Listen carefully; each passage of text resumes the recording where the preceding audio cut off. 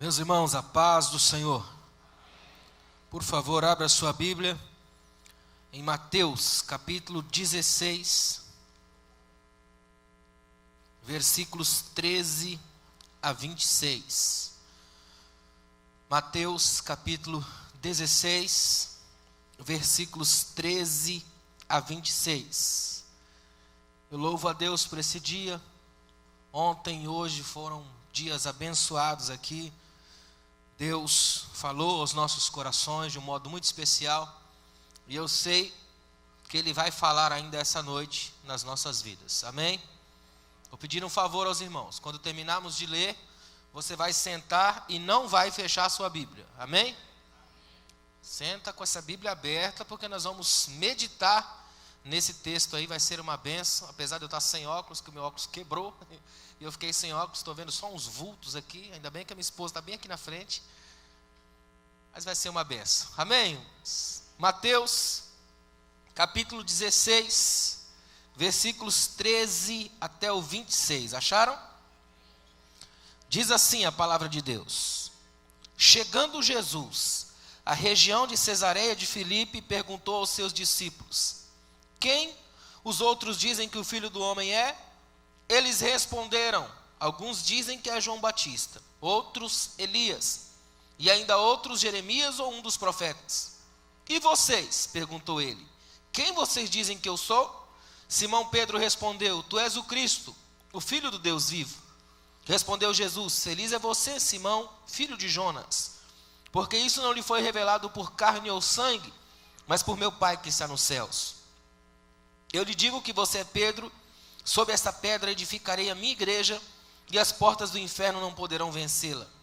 Eu lhe darei as chaves do reino dos céus. O que você ligar na terra terá sido ligado nos céus, e o que você desligar na terra terá sido desligado nos céus. Então advertiu a seus discípulos que não contassem a ninguém que ele era o Cristo.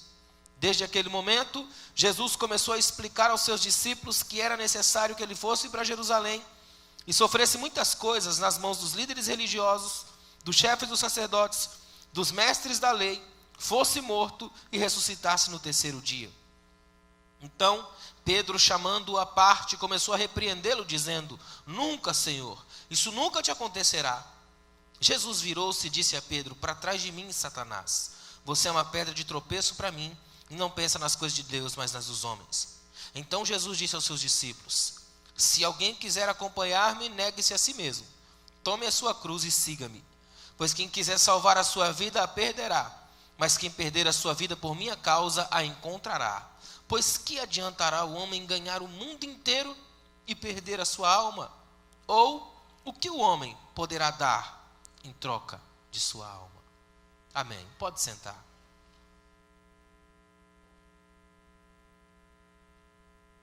Meus irmãos, nesses 2 dias, 3 palestras, nós trabalhamos a questão da excelência do discipulado. E vimos que Jesus lida com esses discípulos, com esses homens, que, como eu falei aqui, são homens muito parecidos com a gente, com erros e acertos, triunfos e fracassos, crises e glórias. Esse texto, por isso que eu peguei ele aqui de propósito essa noite, é um texto de uma espiritualidade da prática, acontece na vida. É como se a gente, depois de 3 aulas sobre discipulado, alguém dissesse: Pastor, me dá um exemplo prático de discipulado. Está aqui no texto que nós lemos. É Jesus no ensino muito profundo com seus discípulos, preparando eles para a questão da cruz. Tem todo um movimento, é um texto tão profundo, que daria para ser feito o seminário todo em cima desse texto. Mas eu quero aqui, em rápidas palavras, dizer algumas coisas a partir desse texto, e que eu tenho certeza absoluta, vão marcar as nossas vidas aqui essa noite, de um modo muito especial. Amém? Logo no começo aí, dá uma olhada no versículo 13, tem algumas coisas. Está todo mundo com a Bíblia aberta aqui? Deixa eu olhar para trás também. Tudo bem, pessoal? Amém? Olha só, versículo 13 tem algumas coisas que eu acho extraordinárias. Dá uma olhada aí, Diz que Jesus está chegando à região de Cesareia de Filipe. Presta atenção no que eu vou te dizer. Cesareia de Filipe era uma região muito formada em cima de César. Uma cidade que Filipe, que foi o governador que recebeu ela de presente depois de umas batalhas, resolveu rebatizá-la deu o nome dela de Cesareia, numa homenagem a César. Cesareia significa cidade de César. Só que ele deu aquela homenagem que você faz uma homenagem, mas também se inclui no pacote. Sabe qual é? Ele colocou Cesareia de Filipe, ou seja, fui eu que falei. Cesareia de Filipe, o homem que colocou a cidade na mão de César. Dizem alguns historiadores que tudo na cidade lembrava César. Traduzindo para hoje, se você fosse na padaria, era a padaria de César. O mercado era mercado de César. Praça central de César. Dizem que até o parto era cesariana, o parto de César. Só dava César, Cesareia de Filipe. E Jesus está chegando na região. Agora olha que interessante, a primeira coisa que me encanta nesse texto. Jesus não faz o que muitos de nós faríamos, e ainda fazem. Tem crente, por exemplo, que tem paranoias com outras coisas que não sejam evangélicas. Por exemplo, ele chega numa cidade que tem forte presença católica, ao invés de ele se sentir feliz porque é mais fácil ministrar o evangelho para quem já está com a Bíblia na mão, ele se arma todo contra tudo e contra todos. Jesus não faz isso. Jesus podia chegar e falar, meu sangue tem poder, não vou passar nessa cidade não, que essa cidade não fala de mim, só fala de César. Jesus não sofre do tipo do egoísmo gospel. Sabe o que Jesus faz? Jesus pergunta, se nessa cidade aí, tudo lembra a existência de César, o que faz os homens lembrarem de mim? Jesus usa a cidade como tema para pregar. Tudo nessa cidade faz lembrar César, não faz? Faz. O que faz os homens pensarem em mim? O que é que ativa a memória dos homens para que eles lembrem da minha existência? Quem sou eu para a luz dos homens? Se um homem é capaz de ser lembrado por uma geografia, se a geografia aponta para a biografia, o que faz os homens lembrarem de mim? Jesus ensina para mim e para você que seja qual for a cidade, pode se tornar palco de pregação. Por quê? Porque do Senhor é a terra e a sua plenitude. Ele está em tudo e em todos. E é por causa dele que nós estamos aqui. Olha o que o texto diz. Jesus perguntou, quem que os outros dizem que o Filho do Homem é? Jesus está fazendo aqui uma pesquisa de Ibope, pesquisa de Datafolha. Sabe qual é? Pesquisa de opinião pública. Quem que os homens dizem que eu sou? Como é que eu sou falado pelos homens? Ou seja, há uma inquietação no Jesus bíblico para perguntar, o que os homens dizem que eu sou? Quem é que eu sou? Do ponto de vista dos homens, quem eu sou? Você quer ver uma coisa interessante? O mundo ainda quer saber quem é o Cristo que a igreja prega. Porque o Cristo que a igreja prega não pode ser um produto da igreja. Não pode ficar fechado aqui dentro, esperando que o pecador rompa aquela porta e venha até aqui. É o Cristo de todos, tem que estar na rua, tem que estar na praça, tem que ser ouvido. O nosso chamado é tirar Jesus daqui, para que o templo não se transforme no cárcere de Deus. Quem que os homens dizem que eu sou? Olha o que o texto diz. Presta atenção no versículo 14, ele começa com um plural. Eles responderam, todos falaram. Porque se tem uma coisa que crente sabe fazer, é falar dos outros. É ou não é? Eles responderam. Ou seja, os discípulos estavam antenados, ouviram tudo que o povo falava, já sabia como é que funcionava. Foram no mercado, foram na praça, ouviram falar, escutaram o povo dizer. O que os homens dizem que eu sou? O pessoal está falando aí. Todos falaram. Eles falaram. E olha o que eles responderam. É tão interessante que as respostas dessas multidões aqui, ainda são as mesmas respostas de hoje. Porque a multidão é tudo igual, só muda o endereço. É a mesma coisa. Olha o que o texto diz. Eles responderam, alguns dizem que o Senhor é João Batista. Sabe quem são esse povo aqui? É a multidão dos alienados. João Batista tinha acabado de morrer, eles nem sabiam. Estavam confundindo Jesus com João Batista. Para eles é tudo igual, até que é primo, está no mesmo processo, é parente. O que mais tem hoje no mundo que nós vivemos são alienados. Pessoas que estão literalmente andando para cima e para baixo e colocando no pacote do sagrado qualquer coisa que tem cheiro de Deus. Alienados confundem Jesus com qualquer coisa. Alienados se sentem parentes íntimos de Jesus, mas não sabem distingui-lo dos outros. Alienados são aqueles que saem por aí gritando no peito, botando adesivo no carro. Esse país é do Senhor Jesus. Mas a lama, a corrupção, a miséria, a tragédia continua correndo solta. Alienados confundem Jesus com verbalismo gospel. E se a voz do povo fosse a voz de Deus, Deus já tinha morrido enforcado pelas próprias cordas vocais. São os alienados do processo. Tem mais aí. Uns dizem que o Senhor é João Batista. Outros dizem que o Senhor é Elias. Essa aqui é a multidão dos espetáculos. Multidão que só gosta de massa, de barulho, de gente. Elias é conhecido nas páginas da história e da Bíblia como o profeta dos grandes extraordinários. Tudo nele é êxtase. Elias é tão tremendo que nem morrer ele morreu. Ele foi arrebatado vivo, imagina. Tudo em Elias é extraordinário. Tudo nele é exagerado. É o profeta da hipérbole. Tudo nele é grande, grandioso. O próprio Deus tem que desconstruir isso. Passa um trovão, uma série de coisas e nada. Deus vem na calma brisa, para Elias aprender que Deus também se revela nas coisas pequenas. Essa multidão aqui é a multidão que só encontra Deus através de Elias. Só vê o que é grande. É uma multidão que não vai em escola dominical, não vem em culto de ensino. É multidão de domingueiros, turistas de Deus, que só aparece para dizer que está vivo. Então, confunde a igreja com um restaurante de Deus e uma vez por mês janta com Jesus na ceia. Já viu essa multidão? Multidão que só vai em congresso, cruzada, cruzeiro. É aquela multidão que você grita, tira o pé do chão. A de Jesus é, põe no chão e siga-me. Essa multidão ainda existe, a multidão de Elias. Multidão que não gosta de sentar em culto vazio, não congrega em igreja pequena, só em sede. É a multidão que é adorado por coisas grandes, tem a diabo, miopia espiritual, não enxerga nada que é pequeno, só o que é grande. Quero dizer para você que hoje que existe um Deus dos pequenos, um Deus das igrejas pequenas, um Deus de gente frágil, um Deus de gente que não sabe cantar, um Deus de gente que não sabe pregar, um Deus de gente que sofre para segurar a sacola pesada da vida. Deus não está só naquilo que é grande, Deus também está naquilo que é pequeno, que surpreende. Aleluia, graças a Deus por isso, é sinal de que Deus ainda é um Deus para mim. Porque eu nem sou e nem quero ser grande, quanto menor, melhor. Nós temos um Deus que enxerga atrás das cortinas da vida. Está dando para entender? Tem mais multidão aí, olha o que o texto diz, eu estou no versículo 14. Outros dizem que o Senhor é Jeremias. Essa aqui é a multidão da suspeita, a multidão perigosa. Jeremias era o profeta das lágrimas, um homem que estragava tudo quanto era congresso que chamasse ele. Só sabia chorar. A Babilônia, quando chegava num lugar, fazia uma política interessante. Ela pegava os proeminentes, todo mundo que sabe cantar, que sabe fazer poesia, que fosse de linhagem nobre, sangue azul, era levado cativo numa primeira leva. A segunda leva vinha os homens, trabalhando os braçais, aquela coisa toda. Só ficava para trás na cidade devastada, como se fosse o subproduto humano, as pessoas que tivessem algum tipo de deficiência, pessoas analfabetas. Esses ficavam, os mais velhos queriam morrer logo. A Bíblia mostra para nós que Babilônia entrou em Jerusalém, devastou, levou todo mundo embora. Sabe quem Babilônia deixou para trás? Jeremias. Nem Babilônia quis. É um profeta que fica andando e chorando. É um profeta que você não convida para a festa porque ele estraga. É o profeta que olha para dentro do templo, aponta o dedo e diz uma frase que Jesus gostou e depois citou. Vocês transformaram a casa do meu pai num covil de ladrões, toca das feras, o lugar onde se reparte produtos de roubo.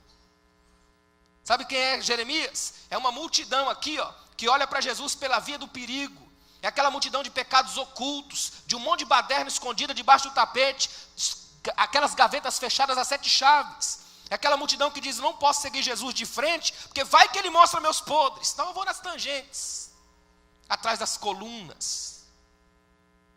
Você pode se esconder de mim, mas não pode se esconder de Jesus. Porque diante dele está tudo às claras. Salmo 139, se eu montar a minha cama no oceano, ali tu estarás. Não há como fugir de Deus. O melhor que tem é cair para dentro dele. Mergulha nele e você vai se encontrar. Porque não há nada mais extraordinário do que o mergulho na profundidade da graça. Tem mais uma multidão aí. Olha o versículo 15, 14 ainda.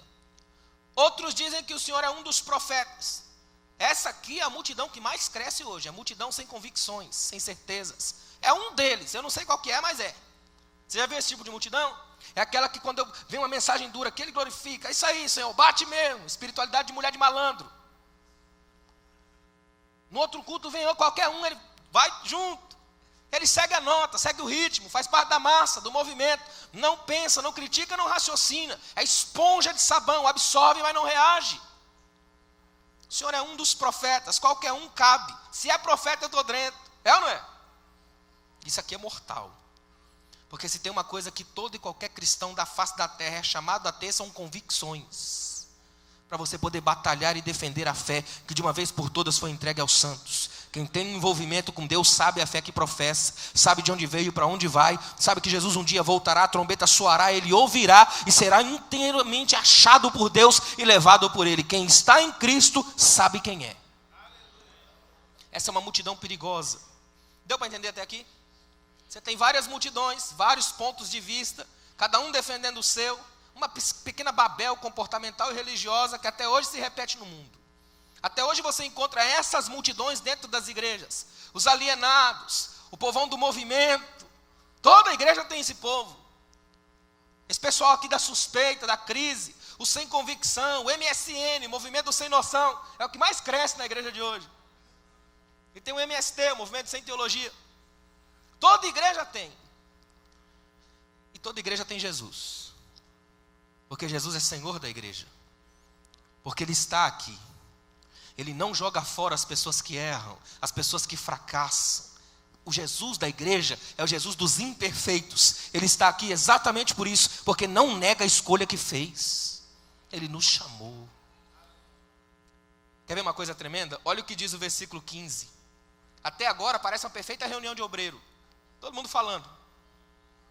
Aí Jesus para e diz: e vocês?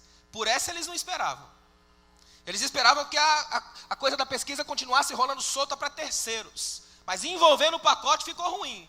E vocês?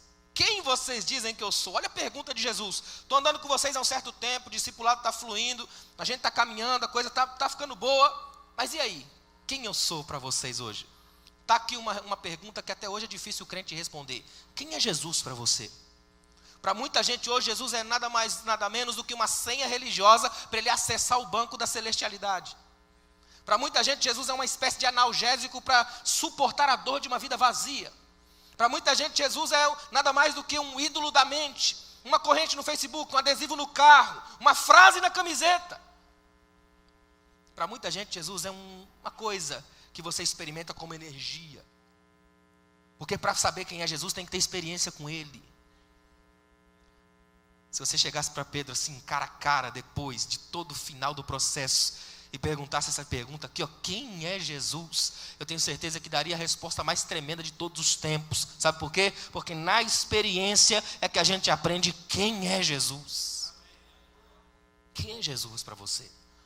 Olha o que o versículo 15 diz. E vocês, plural, perguntou ele, quem vocês dizem que eu sou? Olha o 16. Simão Pedro respondeu, tu és o Cristo, o Filho do Deus vivo. Se tem uma coisa que eu gosto de Pedro, é que ele é muito parecido comigo. E você vai, no mínimo, achar que ele parece um pouco com você também. Pedro tem essas coisas que crente tem. Basta dar uma respostinha, o crente alarga. Porque crente não mente, ele exagera. É ou não é? Pedro faz isso. Ele dá aquela largada pentecostal, sabe, evangelástico, que estica para dar a sensação de conteúdo. Já viu aqueles pregadores que falam, preguei na igreja ontem nos anéis de Saturno, e quando eu fiz o apelo veio 200, porque ele conta quem veio, quem trouxe, quem estava do lado. É ou não é? É o evangelástico. Pedro faz isso aqui, ó. Olha o que Pedro diz. Ele poderia dizer, tu és o Cristo. Porque Cristo não é sobrenome de Jesus. Cristo é título. É um ungido, o Messias. Ele está dando uma declaração pública de fé. E que não vem dele, vem do Espírito. Mas aí ele dá aquela largada. Tu és o Cristo, o Filho do Deus vivo. Parece que eu vejo Pedro dar aquela olhada para os outros que ficaram quietos. Porque só Pedro falou aqui, ó. Só um. Quando foi para falar de todos, todo mundo falou. Mas quando foi para falar do grupo, só um disse. Até hoje é assim. Quando é para falar mal é muita gente. Quando é para defender é só um. É ou não é? Experimenta difamar alguém via internet para você ver a adesão que vira. É viral. Agora tenta falar bem. São poucos. Até hoje funciona no mesmo processo. Olha o que Pedro diz. Tu és o Cristo, o Filho do Deus vivo. Agora olha o que Jesus vai fazer com Pedro. Olha no versículo 17. Respondeu Jesus. Feliz é você, Simão Pedro, filho de Jonas. Sabe o que Jesus está fazendo aqui? Uma humilhação extraordinária no meio da rua. Ele fala assim, ó, vou botar lá em cima, para todo mundo ver. Tu és o Cristo, filho do Deus vivo, e você é Simão, filho de Jonas. Quem que é Jonas? Olha a diferença, a disparidade. Pedrão, eu estou aqui em cima e você está lá embaixo, filho de Jonas. É Jesus deixando bem claro, Pedro, deixa eu te dizer uma coisa. Você não falou isso porque é bom, porque você é o bacharel da turma, porque você é o cara. Sabe por que você falou isso? Porque o Espírito te revelou. Isso para mim e para você é uma das mais extraordinárias lições da obra. Tudo o que você fizer aqui dentro, seja a coisa mais simples aqui dentro, não é feito para a nossa glória, é feito por causa de Cristo. Para Ele toda a honra, todo louvor, toda a glória na rua, na história e na vida. É para Ele que a gente faz. Ele é o centro. Olha que coisa tremenda. Isso não foi revelado a você por carne ou sangue, mas pelo meu Pai que está nos céus. Olha que incrível. Para falar dos outros todo mundo falou, para falar do grupo só um falou, e o que falou não falou dele. Falou revelado pelo Espírito. O que significa que aqui na igreja, ainda hoje, é o mesmo Espírito que se move. Qualquer coisa que eu fizer aqui, seja um testemunho, seja cantar, seja simplesmente participar do culto, estou fazendo por causa da glória de Deus. Não há espaço para o aplauso para mim, não há mídia, não há marketing, só há a glória e a centralidade de Cristo, porque Ele é o Cristo ungido de Deus. É isso que a gente tem que guardar na alma aqui essa noite. E olha que coisa interessante, olha o versículo 18. Que é um dos versículos mais mal interpretados da história da igreja. Eu lhe digo que você é Pedro, sobre essa pedra edificarei a minha igreja, e as portas do inferno não poderão vencê-la. É a primeira vez no Novo Testamento em que aparece a palavra igreja. E ela já aparece com o seu dono, a minha igreja. É Jesus falando isso. É Jesus dizendo que a igreja não é de Pedro. É Jesus dizendo que a igreja não é de João, não é de Maria, não é de ninguém. É dele. Estabelecerei a minha igreja. Eu e você que hoje temos dono, e o nosso dono é Cristo. Ele pagou o nosso preço na cruz do Calvário com até a última gota de sangue. Se você está aqui hoje, é porque você é propriedade de Jesus. Ele é o seu dono. Tem uma coisa que é tremendo aqui, ó. Escuta o que eu vou te dizer aqui. Eu falei aqui, se não me engano, no sábado à noite, ou foi ontem. Que dia que foi ontem? Sábado, né? Ou foi hoje de manhã, eu não lembro. É que estou sem óculos, também fiquei sem memória. Eu falei, a gente confunde isso aqui. Jesus diz assim, ó, tu és Pedro, sobre essa pedra edificarei a minha igreja. E a gente achou realmente que é esse negócio de pedra. E nos transformamos na igreja das pedras, dos templos extraordinários, das catedrais imperiais. Só que Jesus não estava preocupado com igreja de pedra, mas igreja de Pedros, de gente. O processo de Jesus é com gente, não é com pedras. Para Jesus isso não faz a menor diferença. Para nós é bom, interessante termos isso aqui. Mas isso aqui não deve ter no nosso coração, porque o nosso Cristo é muito maior do que isso aqui, ó. É isso aqui, ó, que é o templo do Espírito Santo. E Ele habita em nós pela sua graça. Tem mais uma coisa nesse texto que para mim é extraordinário. Jesus diz assim, ó, as portas do inferno não prevalecerão contra a igreja. Olha para mim para eu te dizer uma coisa muito séria. Eu nunca vi ninguém aplicar esse texto a uma igreja grande. Você já viu? É só aquelas igrejinhas pequenas, caindo ao pedaço, na esquina do nada com coisa nenhuma, não é? E o pastor ali sofrendo para manter com 5 crentes e um quase morrendo no hospital. Aí você olha assim para a igreja, aquela coisa, vai fechar, né? Aí você fala, não, mas diz lá na Bíblia, lá, não sabe nem onde, mas diz lá na Bíblia. Está escrito lá, que as portas do inferno não prevalecerão contra a igreja. Como é que a gente imagina esse texto? Uma igrejinha minguada, com o diabo batendo para todo lado, bordoado do inferno, e a igreja não cai porque Jesus falou. Só que isso não tem nada a ver com esse texto.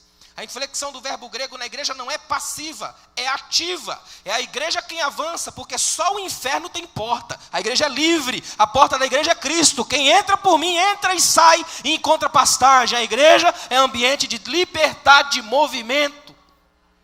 Ela está sempre em movimento. Ou seja, a igreja não é um ambiente de portas fechadas, porque ela é de Cristo. É um ambiente de liberdade. Você entra, sai e encontra pastagem. Toda igreja de movimento fechado, que ninguém pode chegar, é uma igreja meio infernizada, demonizada, porque é uma igreja onde só quem é no meu sistema entra. A igreja aqui é a igreja de libertos, de livres, podem entrar e sair, voltar ao mundo e voltar ao tempo, tendo uma certeza: quando eu chego no mundo eu salgo e ilumino, e quando eu estou na igreja eu me fortaleço na graça e no Espírito. Daí avivamento, nova vida para quem está morto, nova saúde para quem está vivo. Olha que coisa tremenda, olha o versículo 19. Eu lhe darei a chave do reino dos céus. O que você ligar na terra terá sido ligado no céu, o que desligar na terra será desligado no céu. Isso aqui é o sonho dos crentes, sonho de consumo de crente. Tem uma chavezinha que abre, desliga, power da fé. Você já viu aqueles irmãos que adoram receber chave? Que tem um quartinho no fundo da casa dele lotado de chave até descobrir qual é a porta que abre, não tem? É isso aqui, ó. Ainda tem gente realmente que acha que tem uma chavezinha sagrada lá, que você vai lá, vira e a coisa flui. Aí você chama 2 irmãos fofoqueiros, se juntam os dois e fala, vamos decretar? Aí decreta, determina, arrebenta, vira a chave e acontece. Não flui, porque aqui não é mágica, é milagre. E tem mais. Sabe o que é chave? Do ponto de vista bíblico, chave é interpretação. Se você se matricular num curso de teologia, vai começar por uma matéria chamada teologia sistemática. Se o seu professor for bom, vai te pedir uma chave linguística, que é um mecanismo de busca dos textos bíblicos, para você entender intertextualidade, o mergulho que se dá pela palavra. Acontece com Pedro o que Jesus falou. Quando vem o Pentecoste, o Espírito desce, as línguas são faladas e todo mundo falando. De repente é Pedro quem se levanta e na luz do Espírito interpreta a profecia de Joel, traz a Bíblia, porque ele agora tem a chave. Sabe o que significa esse texto para mim, para você que estão aqui hoje?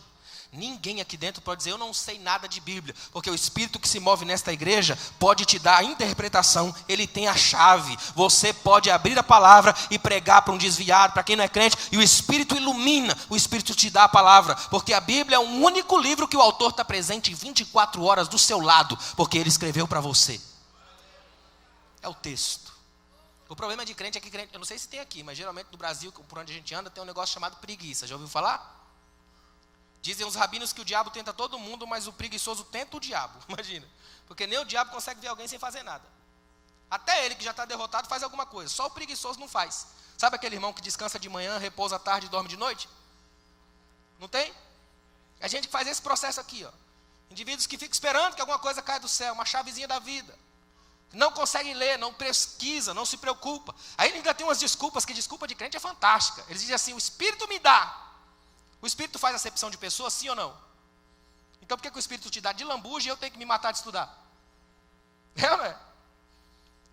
Os rabinos dizem que se você deixar um livro aberto em cima da mesa, até o vento vai virar a página. Só o preguiçoso não lê. Você tem a chave. Mas sabe por que a chave abre? Não é porque ela é dourada. É porque ela corresponde ao segredo da fechadura. E o segredo da fechadura é comunhão com Deus, oração na graça, leitura da palavra. É a cabeça no céu, o coração nas escrituras e os pés no chão. Quando você faz isso, a sua vida é integral e você tem uma espiritualidade que contagia. Porque você não é alguém repetindo fórmulas vazias, é alguém que mergulhou na palavra e o dia inteiro exala o perfume da glória de Deus. Agora olha que tremendo, olha o versículo 20. Se eu parasse aqui no 19, é só bênção, só milagre. Até aqui é caixinha de promessa. O problema é o que vem daqui para frente. Por isso que eu gosto desse texto, ele é completo. Ele é todo um discipulado. Começa pela alegria, pela glória, o triunfo, o nome de Cristo, a unção. Só que olha como é que vai terminar. Olha o versículo 20. Então, advertiu aos seus discípulos que não contassem a ninguém que ele era o Cristo. Olha para mim aqui, ó. Se tem uma frase que você não pode dizer a um crente é: não conte para ninguém. Ele conta. Os discípulos contaram, escreveram, publicaram, lançaram e a gente está lendo. É ou não é? Sabe por quê? Porque Jesus não está proibindo. Presta atenção nisso. Jesus não disse assim, ó, e Jesus os proibiu. Se tivesse proibido, eles não teriam dito. Jesus disse que não contassem a ninguém. Sabe por quê? Porque existem coisas na espiritualidade mais profunda, que é do nível dos íntimos. Porque Deus não tem filho predileto, mas tem amigos íntimos. Gente da intimidade. Gente que procura os cantos para ficar perto de Deus. Gente que abre mão dos palcos, dos aplausos para ficar perto de Deus. É gente que abre o coração para Jesus falar. Eles vão aprender isso com Jesus o tempo todo. Na última ceia, Jesus vai esperar Judas sair. Depois que Judas sai, Jesus diz: novo mandamento vos dou, amai-vos como eu vos amei. Olha que incrível. Judas não participou do novo mandamento, saiu antes. Eu tenho uma pergunta terrível para você. Jesus vai esperar você sair aqui essa noite para ele abrir o coração, ou ele pode abrir o coração aqui, ó, porque você é parte dos íntimos, dos que cercam a mesa de Jesus e podem falar, fala Senhor, que o teu servo ouve. O pastor Ezequiel leu um texto aqui para abrir. Você lembra do texto que foi lido aqui no culto? Que leitura oficial de igreja é aquela que de tão oficial a gente fica clandestino e esquece, não é? Ele leu em Josué, lembra?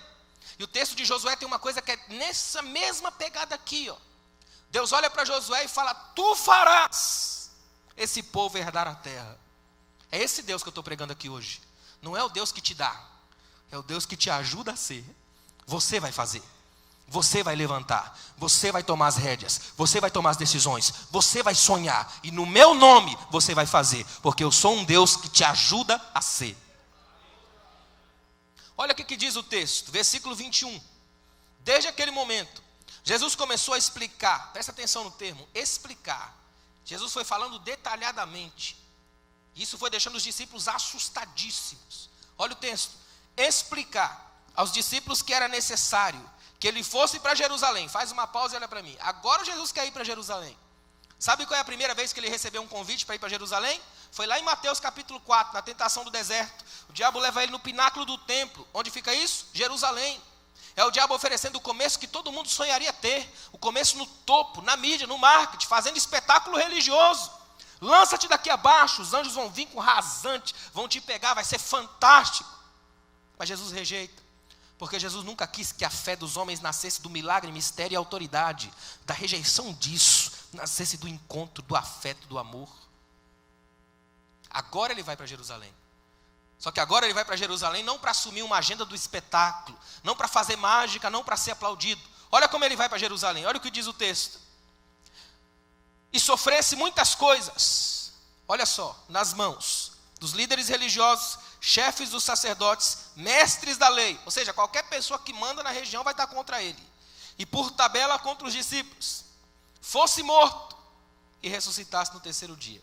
Tem tanta notícia ruim nesse versículo que a gente não olha a boa do final. Ressuscitar ao terceiro dia. Não é tremendo?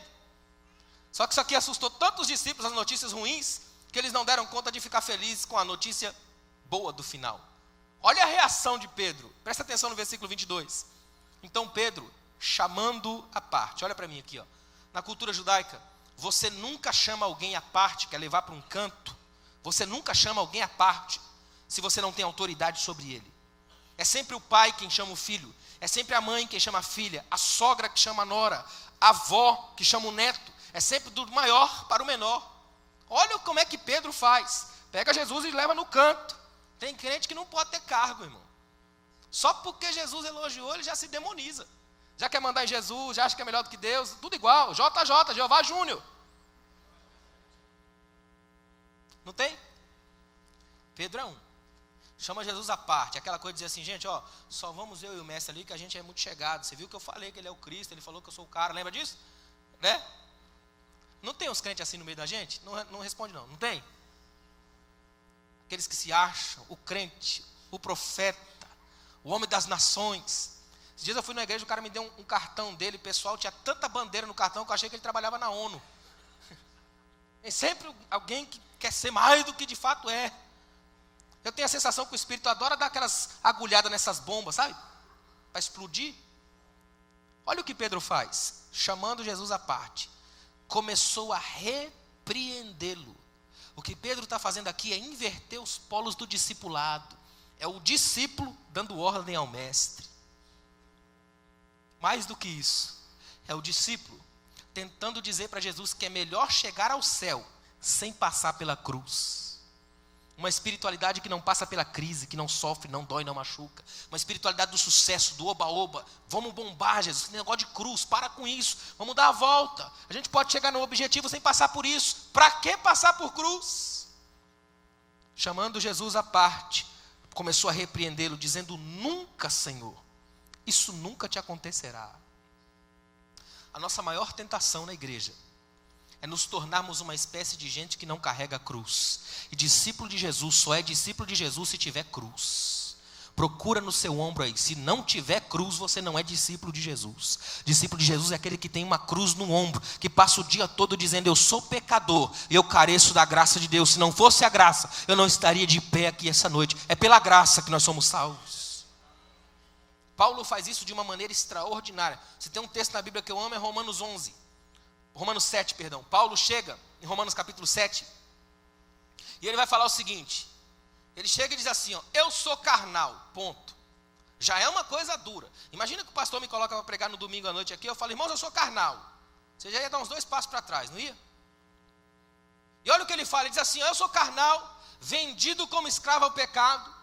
Olha o que Paulo escreve, o bem que eu quero fazer, não faço. E o mal que eu não quero, esse faço. Como eu gosto da franqueza de Paulo. Paulo não diz assim, irmãos, orem por mim, façam uma campanha de 7 dias, que eu estou sentindo malzinho aqui, eu não vou fazer se você orar. Ele fala, o mal que eu não quero, eu faço. E o bem que eu quero, não faço. Você me levaria para jantar depois? E ele ainda vai mais longe, ele diz assim, miserável homem que sou, quem me livrará do corpo dessa morte?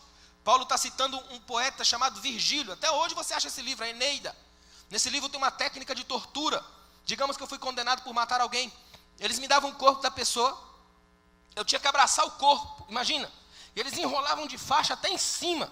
deixava só o rosto de fora, prendia num quarto, trancava e jogava fora a chave. Era chamado abraço mortal. Você morria vendo o indivíduo apodrecer aquele infeliz que você matou, imagina. É Paulo dizendo, é assim que eu sou. Todo dia abraçado a minha indignidade, a minha miséria. Todo dia abraçado a minha fofoca. Se eu não tomar cuidado e o Espírito não estiver em mim, eu me torno um monstro. Eu posso te destruir. Eu posso ser pedra de tropeço na igreja, causar escândalo na casa de Deus. Mas Paulo termina mais, graças a Deus, por nosso Senhor Jesus Cristo. Ele vai lá no quarto da morte, arranca a morte, porque Ele é Deus de vivos. E é na vida que Ele celebra a minha causa, cura a minha alma e me põe de pé. Pedro está passando por esse processo. É o processo, o dia complicado, o dia que a fé fica meio em frangalhos. É o dia que você se torna um problema. É o dia que eu canto ou prego para aparecer. É o dia que eu tento dar aquela inflada no ego. Olha o que o texto bíblico vai dizer. Dá uma olhada no versículo 23. Jesus virou-se e disse para Pedro, para trás de mim, Satanás. É outra coisa que eu gosto de Jesus. Jesus não tem evangeliquez, língua de crente. Jesus não falou assim, ó, para trás de mim abençoado. A gente falaria. Você viu aquela mãe que tem um filho terrível e fala assim, menino abençoado. É um evangeliquez, um subterfúgio evangélico. Jesus não faz isso. Isso não significa que você tem que sair por aí chamando o povo de demônios. Não haja nome. O que Jesus está fazendo, sabe o que é? Abrir os olhos de Pedro e dos discípulos. Para mostrar para eles que numa conversa qualquer, no meio da rua, você pode ser tentado. Daí vigilância total, a todo momento, principalmente com as pessoas ao seu redor. Ele está dizendo que a fé cristã se preocupa com o outro. O outro é importante, porque eu tenho que me manter numa vida cristã saudável, sadia, santa, não apenas por causa de mim, mas por causa do outro. Porque o olhar do outro é perigoso para mim. Nós vivemos numa sociedade escrava do olhar do outro. É a sociedade da selfie. Já não basta se ver no mundo, tem que se ver como se vê no mundo. Esse texto trabalha com isso, porque a Bíblia é mais atual que o jornal de amanhã. Olha o que o texto está dizendo, presta atenção nisso aqui, ó. Você para mim é uma pedra de tropeço. Interessante, há poucos minutos ele chamou Pedro de pedra, né?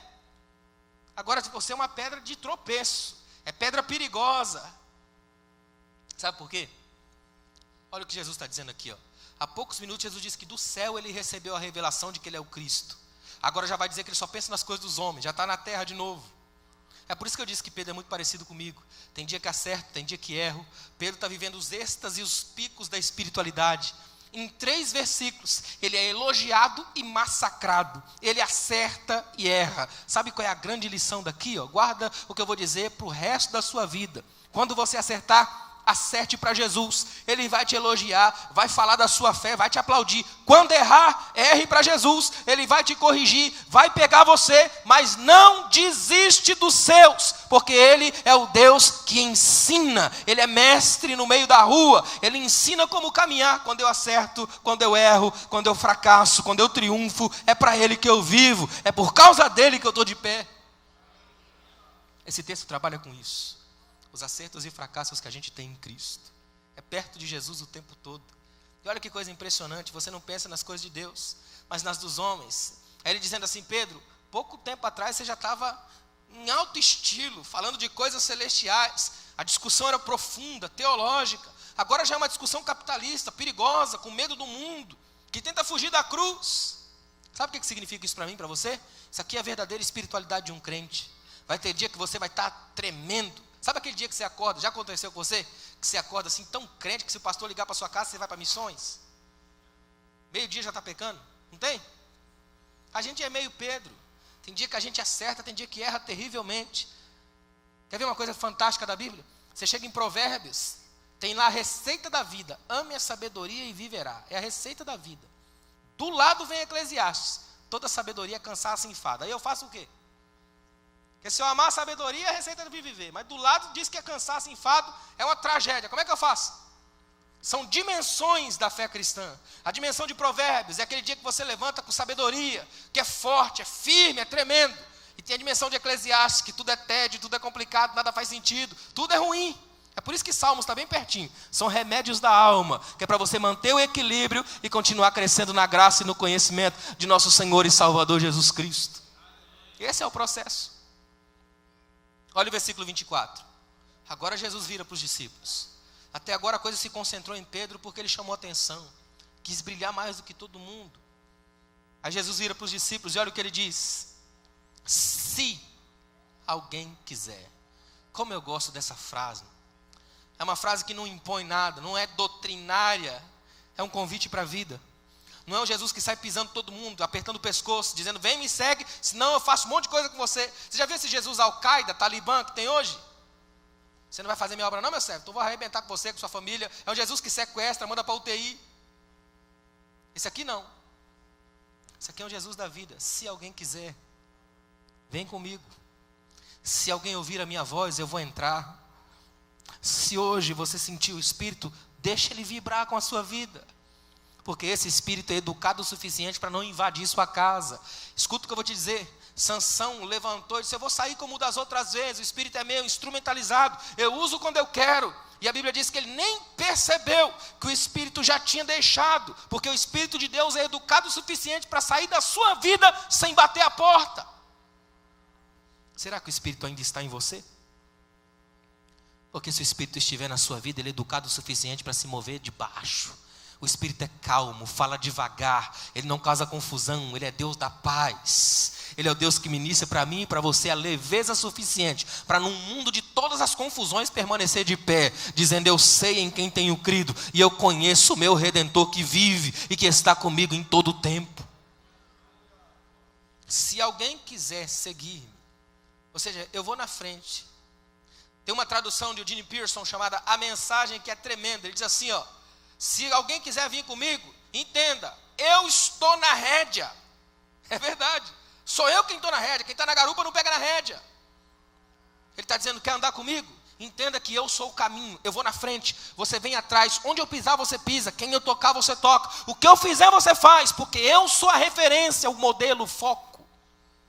Uma das maiores tragédias da igreja da atualidade é que é uma igreja sem referências. Tem perdido de vista quem é o Cristo dela. Quem que é o Cristo da sua vida aqui hoje? Porque se o Cristo da sua vida não for o certo, você vai para o caminho equivocado. Mas se ele for o Senhor da sua vida, a primeira coisa que você vai fazer é enxergar nesse irmão do seu lado a densidade da glória de Deus. A comunhão se estabelece. Você tem um grupo de discípulos.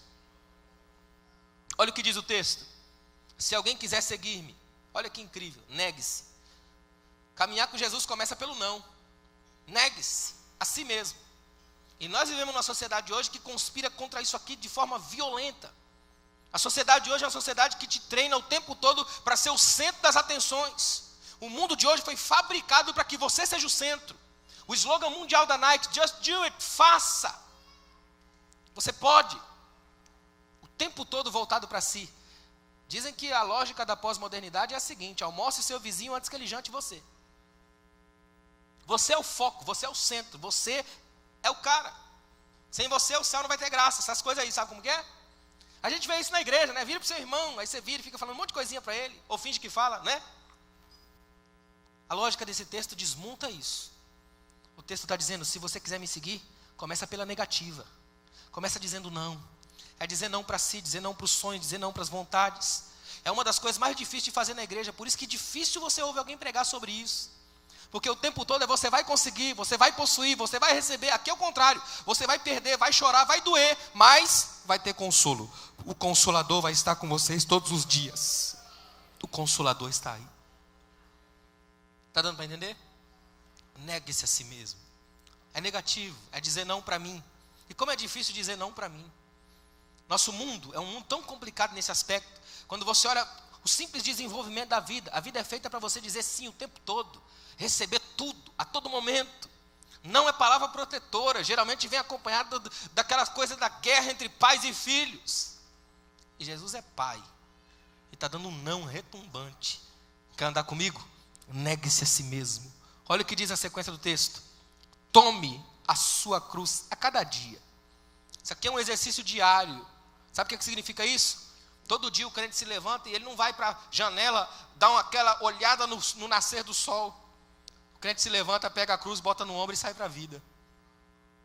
Crente de Jesus tem uma cruz carregando no ombro.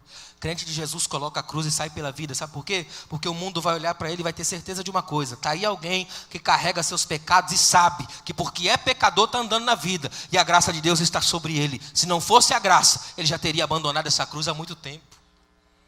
Nós não somos chamados para andar carregados de medalha e troféu, mas marcados pelas cicatrizes de Cristo.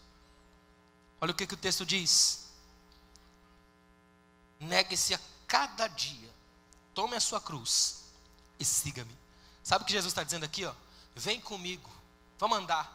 É difícil a gente traduzir isso aqui para hoje com o peso que tinha na época. Escuta o que eu vou te dizer. Na época, era proibido até falar a palavra cruz num lar judeu. O filho judeu não podia falar a palavra cruz.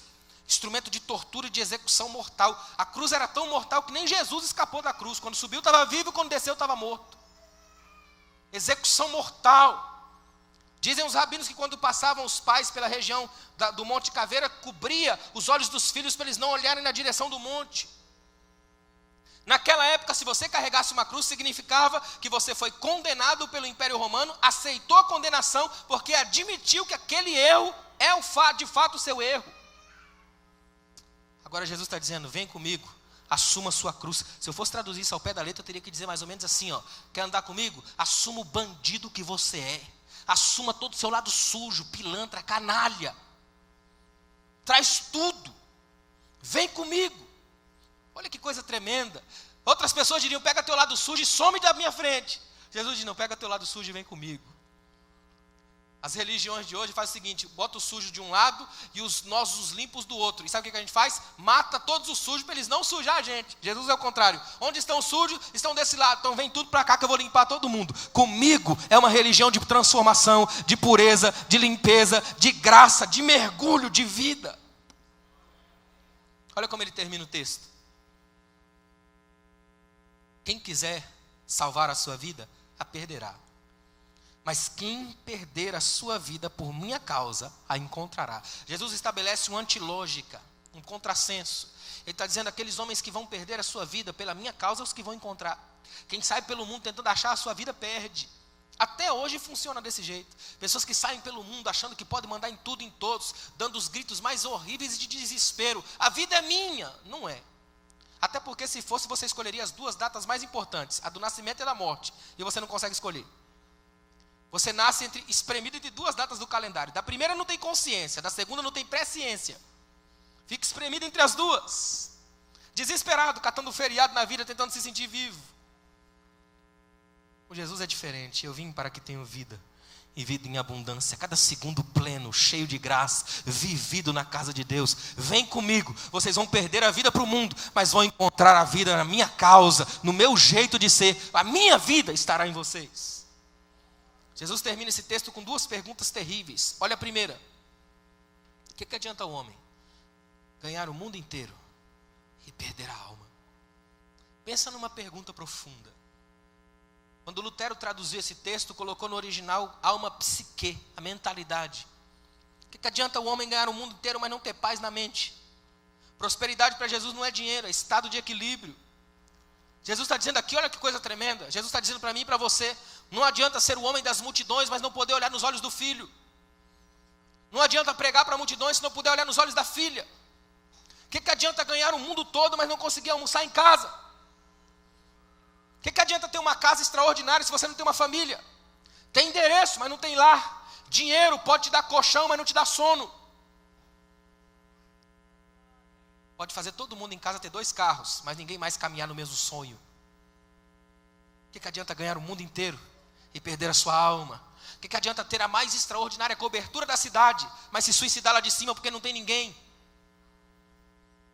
Sabe o que Jesus está dizendo aqui?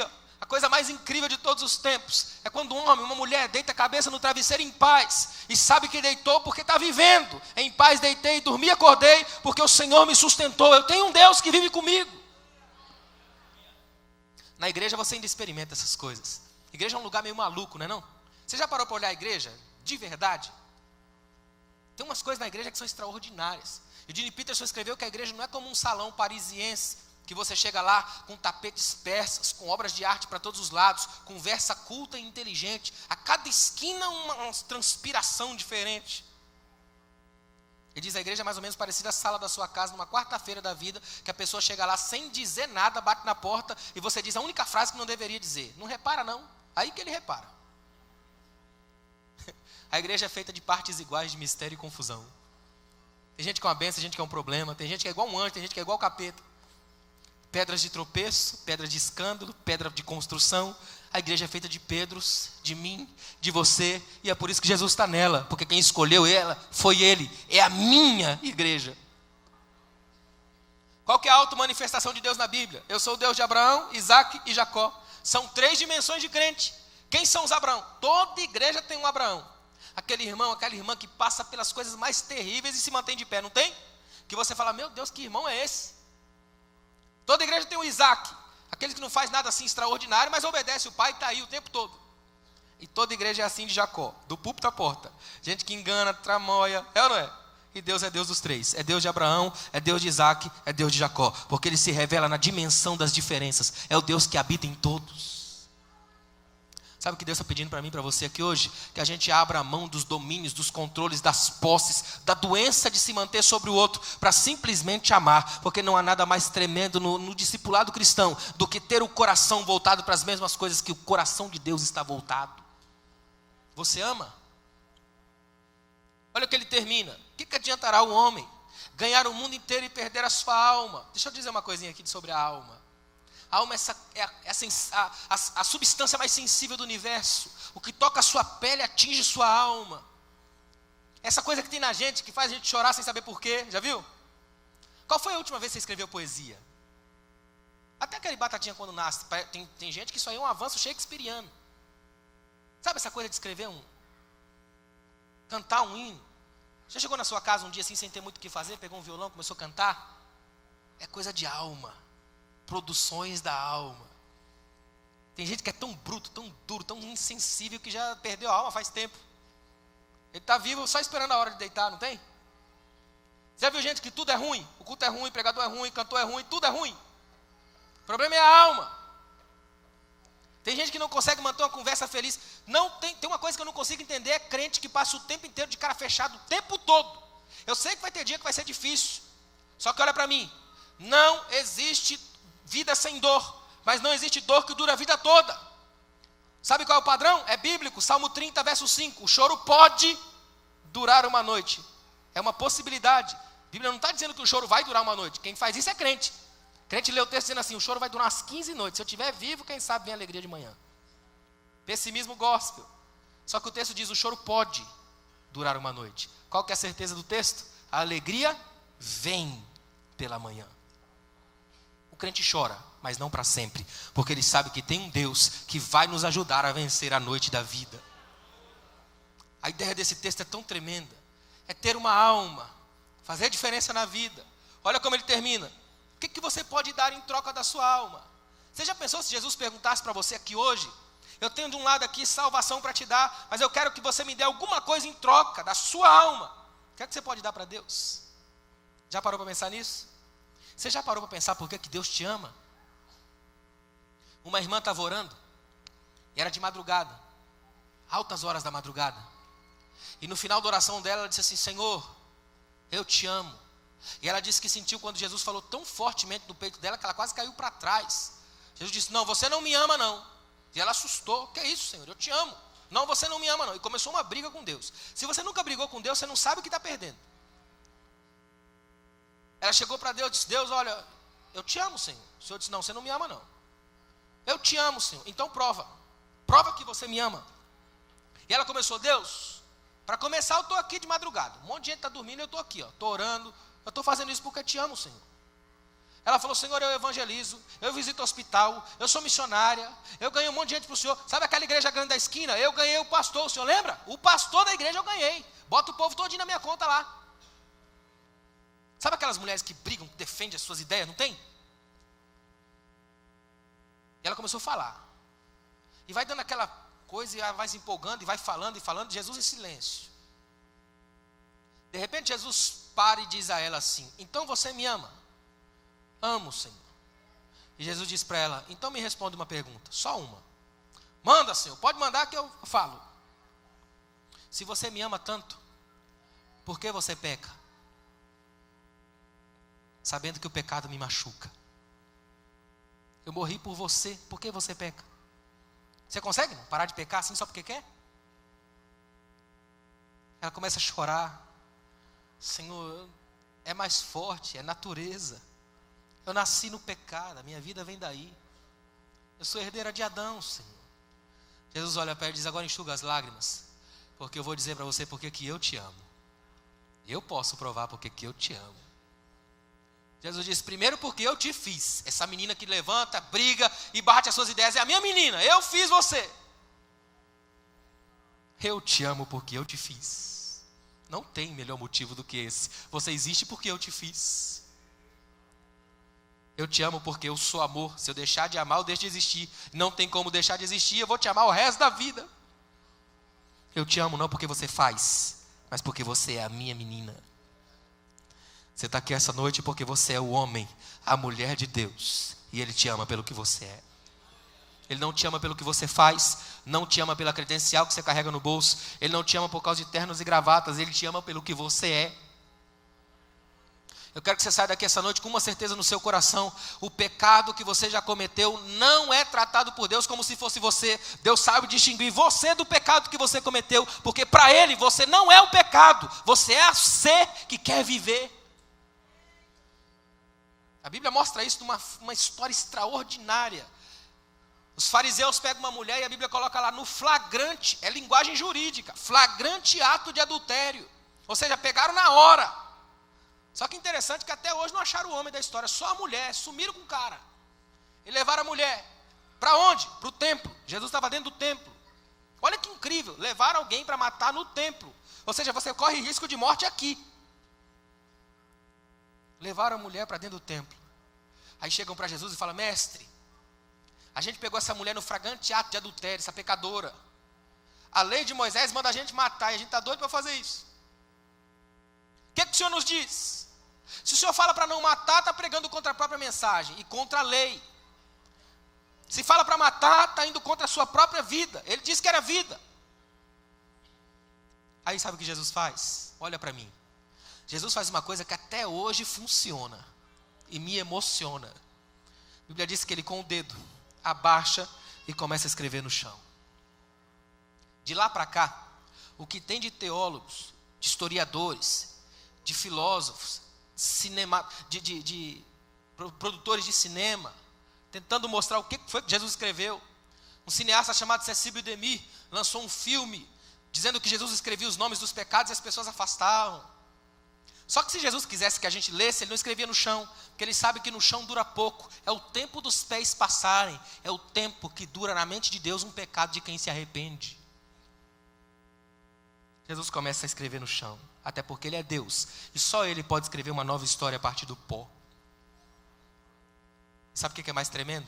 Até hoje, está todo mundo olhando para baixo. E quanto mais olha para baixo, menos olha para a mulher. Jesus libertou a mulher dos olhares acusadores da multidão. Até hoje ela está livre, porque está todo mundo olhando para o chão. Porque é do pó que a gente veio, e é para o pó que o pecador volta. A mulher está livre. Jesus levanta daquela olhada, não tem ninguém, só a mulher e as pedras. Aí Jesus pergunta para ela, mulher, olha que tremendo. Não é prostituta, não é adúltera, é mulher. O mesmo tratamento que Ele deu para a mãe dele. Dignidade além do pecado e da marca. Mulher, cadê os teus acusadores? Ninguém te condenou? Olha como Jesus usa os verbos. Acusar, o lógico era dizer, cadê os teus acusadores? Ninguém te acusou? Acusou. Só que ele já vem de acusadores, eles já viram juízes. Ninguém te condenou? Ela diz, não, Senhor. E ele diz, nem eu, porque só condena quem julga. E eu não te julguei, eu te recebi, tratei e curei. Vai para casa e não peques mais, porque agora você tem um Deus que sabe que você é mais importante do que o pecado que cometeu. Você tem um Deus aqui hoje que é capaz de lavar todas as feridas da sua alma. Você tem um Deus que é capaz de purificar de todos os tropeços, de todas as crises, de todos os problemas. Você tem um Deus que está acima de tudo e de todos.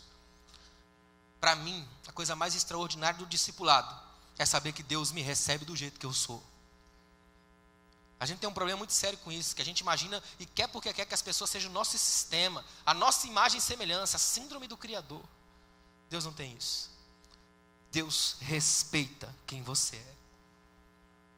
Ele chama discípulos pelo nome, chama a igreja pelo nome.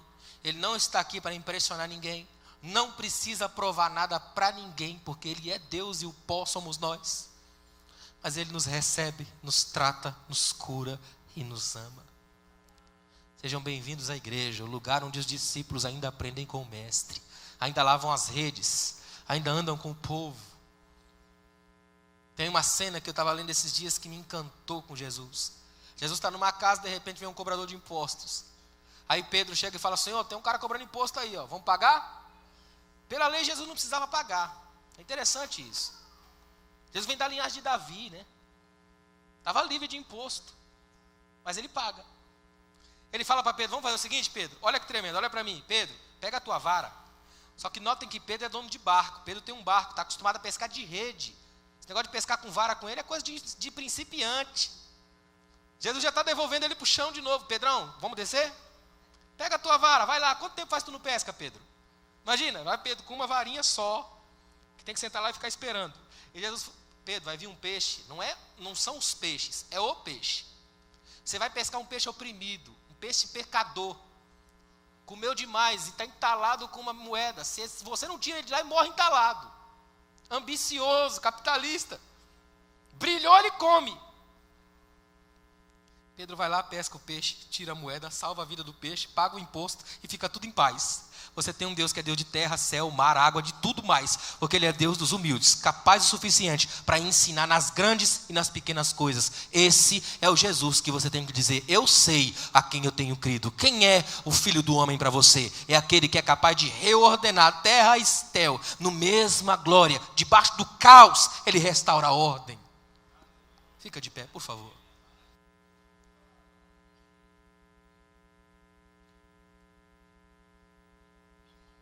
Eu quero fazer uma oração com você. Eu quero que nessa oração você faça uma oração de gratidão a Deus. Você consegue? Se tem uma coisa que crente demora para fazer, é gratidão. Eu tenho rodado esse Brasil inteiro, até hoje não vi ainda uma igreja com uma campanha, uma faixa lá fora. Campanha dos 7 dias da gratidão, nunca vi. É só para pedir, derrubar muro, arrancar muralha, não é? Agradeça a Deus pela sua vida. Quer motivos para agradecer a Deus? Você quer? Você está vivo, já é um grande motivo para agradecer a Deus. Enquanto você está em pé aí agora, seu coração está bombeando sangue para todas as suas veias. Isso está oxigenando o seu cérebro, você consegue entender o que eu estou falando aqui, ó. É graça. Você está vivo. Você respira, o ar entra, cumpre suas funções, sai. Graça de Deus. Equilíbrio para ficar de pé, sentar, virar. É uma pequena aulinha que Deus deu para Jó. Ô Jó, onde é que você estava quando eu fiz a terra? Quem te colocou as bases de modo que você se equilibra de pé? Você consegue processar informação. Eu falo, você entende, leva para dentro. Alguns aqui estão perto da família, ladeados por pessoas que amam.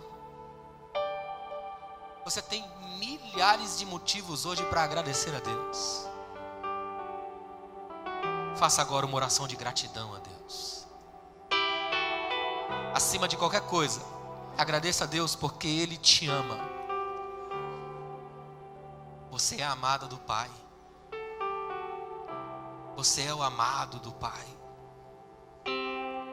Não são os pecados que você cometeu que vão te afastar do Pai. Você é o amado do Pai. O Pai te procura aqui hoje para te amar. Feche os seus olhos, comece a agradecer a Deus. Agradeça a Deus pela sua família, pelos seus filhos, pelos seus pais, pelo seu esposo, pela sua esposa. Agradeça a Deus por essa família estendida que você tem chamado igreja, outros irmãos, outros pais, outras mães, pastores que pastoreiam as suas almas. Oh Senhor, obrigado, Pai.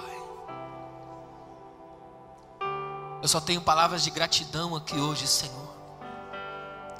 Se não fosse a Tua graça, eu não estaria de pé. Eu jamais poderia estar aqui, Senhor. Mas é a Tua graça que me sustenta mais um dia. Eu quero Te agradecer por cada homem, cada mulher, cada jovem, cada adolescente, cada criança, cada ancião, dentro deste templo, Pai. Ainda estamos de pé porque o Senhor ainda é Deus e está no trono e mantém o controle do universo na tua mão. Apesar dos meus erros, das minhas crises, das minhas falhas, tu és Deus e me amas. Obrigado pelo teu abraço, Senhor. Obrigado pelo teu abraço, Senhor. Obrigado pela tua proteção. Anos se arrastaram, lutas se avolumaram, tempestades caíram, mas ainda estamos aqui, porque tu és fiel. Obrigado, Deus, por tudo, em nome de Jesus, em nome de Jesus, amém. Que Deus te abençoe. Obrigado, pastor, obrigado por tudo, pelo carinho na recepção, todos os irmãos, obrigado, William.